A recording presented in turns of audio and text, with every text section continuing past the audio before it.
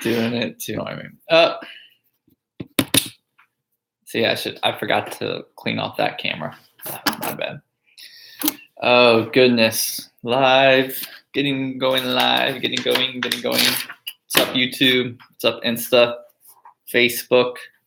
Live on 3 platforms. And give it a minute. Give it a minute just to get some traction. I hope your day is going awesome. Instagram tells me they're telling on. Yeah, tell us we're live. I'm loving so using my videographer's phone, which is an 8. You said iPhone 8 versus iPhone 7 versus my Mac Air. I'm just seeing the color differential on the Mac Air. It looks like I'm an angel with some of the glare. It's beautiful. Beautiful. All right, we're gonna get started here. Real Q&A. R.E.A.L. Real Estate Answers Live. Chris Ward, North Myrtle Beach, Eagle Realty, broker in charge. And I enjoy being an entrepreneur and working in other businesses too. But one of my main things is real estate. And so we kind of started the show just to answer some real estate questions, whether you are thinking about selling, whether you are buying, or maybe you're a realtor and you have a career in real estate or thinking about a career in real estate. So I kind of want to hit all aspects of that. I think this is kind of a good platform to do it in. Like I said, we're on 3 platforms live right now on YouTube, Instagram, and Facebook. We try to do this weekly and try to just answer at least one question, one pressing question for sellers, for buyers, and for realtors who do this as their profession. And if you ever have any questions, you can always submit your questions in. Submit your questions to me via Instagram DM. You can text me. You can Facebook message. You can leave comments on any of the videos that you can, and I will get to your questions if you have some specific ones. Otherwise, I have a lot of questions just from my personal experience of working with buyers and sellers over the last 15 years in real estate here in North Myrtle Beach area, and then obviously being a broker in charge during that time frame as well, and working with multiple agents in their careers over the years. So like to answer any questions that I can, and these are just some of the most common ones. These are some of the ones that I get a lot from buyers and sellers. And in fact, these 2 I've actually got this past week from working with buyers and sellers. So very common questions. And as far as a real estate career question, I like this one today. It's kind of basic for everybody and something that you need to know if you're thinking about a career in real estate. So let me tell you. First off, we'll start with the buyer question. So a lot of buyers, when they get ready, when they find a property that they want, they always ask me the question, well, what happens when I submit an offer? Like, what happens to my offer? I give an offer with terms and conditions, price, when I want to close, all that kind of stuff, and we submit that to a listing agent or to a seller for their review. What happens? There's only 3 things that can happen. They can accept the offer, they can reject the offer, or they can counter the offer. Now, most often than not, it's the third one, countering the offer, trying to negotiate price or terms on an offer. Accepting and rejecting are 2 options that any seller has. If they just flat out reject your offer, they're allowed to do that without a counter negotiation or anything like that. Now, at that point, you can go back to them and submit a new offer, maybe, and you're basically kind of countering yourself. But they have the option as a seller to reject an offer flat out, to accept it as is, or to negotiate or counteroffer any of the terms. So those are the 3 things that can happen when you submit an offer on a property if you found one that you like.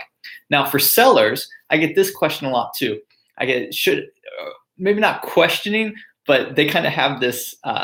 A lot of times when you're selling a property, just kind of, you want to be in the know, you want to be aware, you want to be there, you think maybe you can help kind of steer the selling of the property. So a lot of times you want to be there for the showing. So sellers ask, should I be here for the showing? Will that help? Probably the opposite is true. In my experience, sellers not being there for the showing of their property that they have for sale works out way better. If you are a seller and you want to be in the property, remember you're going to be hindering the freedom of the buyer to talk freely about the property, where they won't feel like they're hurting your feelings or making rude comments or that kind of stuff. Buyers are going to rush through properties. They're not going to stay as long if the seller is present inside the property at the showing. And also, it's a little bit uncomfortable because you don't want any prejudices or anything that you have to inhibit the sale of your property. So I always suggest to my sellers, please, please, please do not be present for the showing. If anything, worst case scenario, at least step outside if you got to walk a dog, if you have pets or that kind of stuff, or even if you just, maybe you don't have a car, maybe you don't drive anywhere, but just take a walk around the block, take a walk in the neighborhood or somewhere. Just step outside, give the buyer some space, some room, and their agent to show your property freely without feeling like they're stepping on your time or toes, or imposing on you as a seller. You want to sell the property. That's why you have it for sale. So make it as easy as possible for the buyer to have a good showing experience by you not being in the property when it is made an appointment to show it.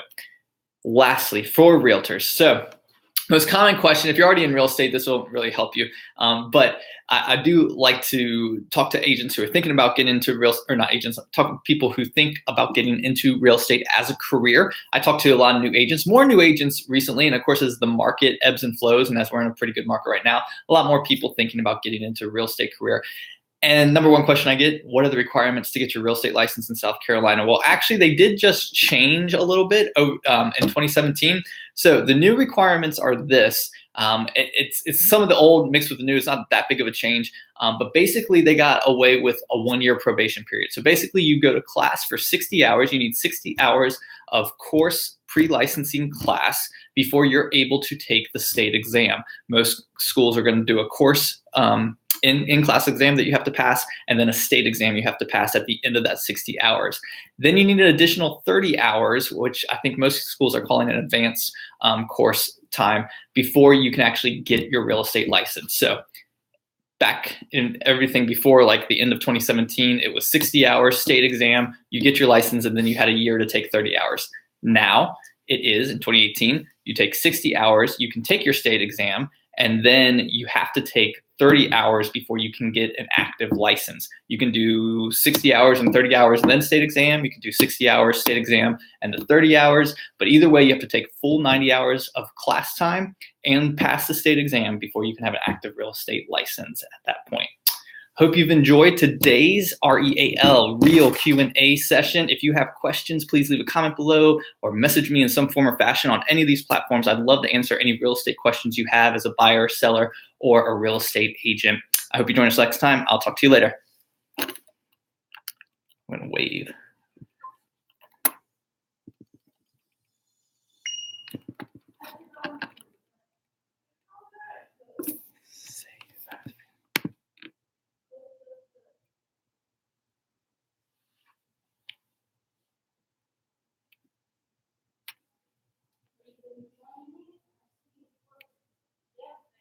It's weird.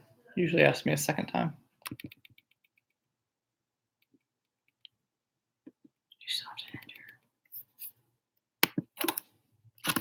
Do you think he's going?